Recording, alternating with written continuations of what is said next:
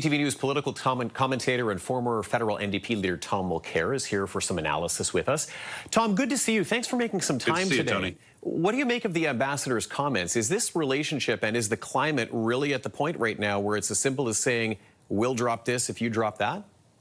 It is. And what's most interesting about this electric vehicle idea with China is the fact that we put ourselves in lockstep with the Americans even prior to Donald Trump's reelection. The Americans were slapping 100% tariffs on Chinese electric vehicles, just affirming, because they had no definite way to prove it, that the Chinese were subsidizing illegally and that they had to be stopped. It was simply a question of market competition.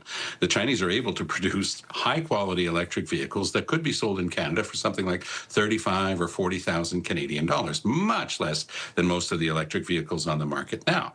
And consumers would benefit. But we put ourselves, as I say, we put ourselves in the same boat as the Americans, saying 100% tariffs, we're keeping you out effectively. You know, Tony, since this happened in Great Britain, the #1 selling vehicles are Chinese electric vehicles. And is there any reason why Canada should be suffering the imposition of the tariffs by China on our agricultural products, including canola, of course? It's hurting our farmers. It's hurting us because taxpayers have to pay the subsidies to try to help those canola farmers.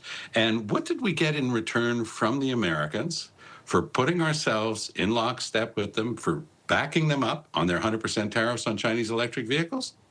We got slapped with our own tariffs. That's how Donald Trump plays the game. The Americans get something, and then they hit you over the head with it. Forget about it. I think that Canada would be very wise to start negotiating what China is putting on the table now. We keep talking about the fact that we've got to have new trading routes, new trading partners after what's happened with the Americans. We had the greatest trading relationship in the world, so of course, Donald Trump decided to break it. Fine. Let's deal with that reality, and let's build other relationships, including with China. I think that that would be the wisest move the Canadian government could do right now. Tom, if Canada does move here, does it set any kind of precedent or tone for any number of outstanding trade talks that have yet to really materialize and unfold here? Tony, I think what we are seeing is everything is related right now. So you and I are talking about something that happened prior to Trump. We're paying a heavy price for putting ourselves on the same page as the Americans. For backing the Americans, we got hit over the head by Donald Trump once he did come into office. The Chinese are very smart business people, and they're very smart negotiators, and they understand this issue better than anybody in the world. And they're simply saying to us, look, your farmers are getting hit by this very hard. And do you want to continue with that? Or do you want to open up your market to our electric vehicles that would help your consumers and help your market?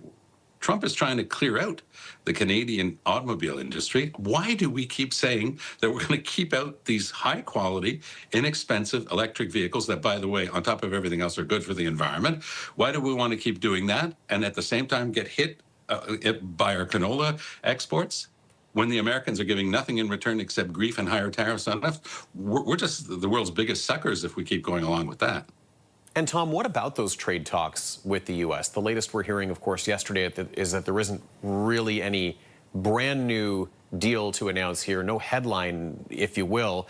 Does a move with China play into the conversation with the U.S.? I know you said it's all connected, but I'm just trying to draw the flow chart here. You're completely right, Tony. That is exactly what's happening here. And it's absolutely not a coincidence that the Chinese are raising this right now, talking with Vashi Kapelas and saying, okay, this is what we think should be on the table. But it's in our best interest to give that a good, proper look. Because no matter what else happens, the Americans are no longer ever going to be considered reliable trading partners. Look, they make stuff up as they go along. They're constantly throwing out numbers of the tariffs. But forget about that part.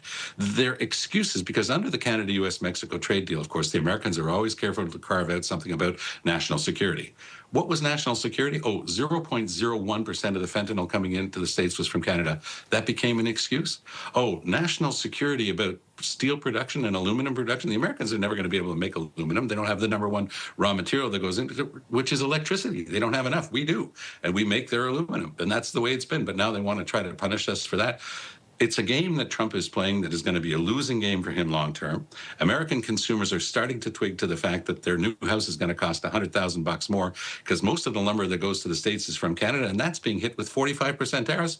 But Carney didn't even discuss lumber when he went to Washington this week. So there's still a lot on the table, but we've got to start growing up and not just talking about having new trade routes, actually doing it. Tom Mulcair on this latest conversation involving China and, of course, the bigger picture, too. CTV News political commentator and former NDP leader. Tom, it's always great to have your analysis. Thanks so much. Good to be with you. Thanks, Tony. You bet.